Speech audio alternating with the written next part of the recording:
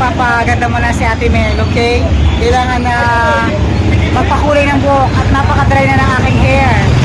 Okay, at dito ngayon ako sa parlor ng aking suki.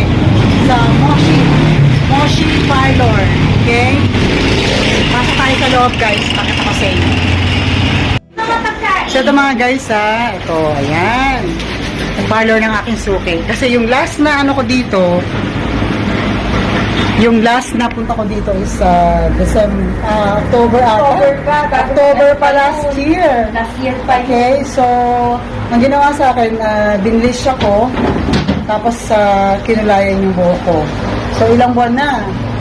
Bali ano na? October, November, December, January, February. Bali March. Bali 5 months na guys.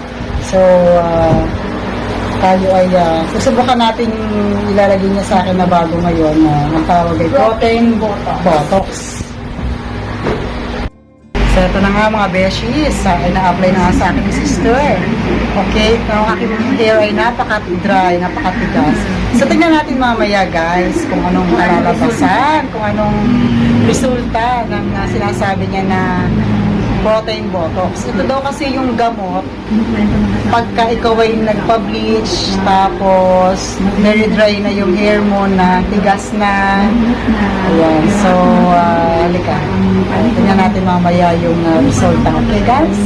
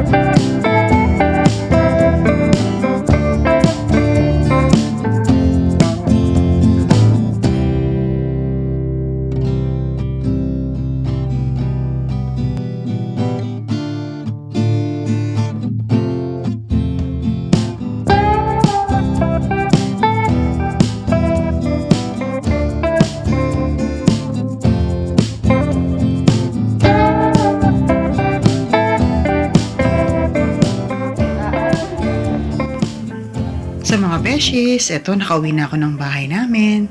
So mga beshies, anong masasabi nyo sa bagong hair ni Ate Mel? Bagay ba sa akin? Maganda ba ako? So maganda pala ang protein botox treatment sa hair natin. At naging malambot ang aking buhok at hindi mahirap suklayin.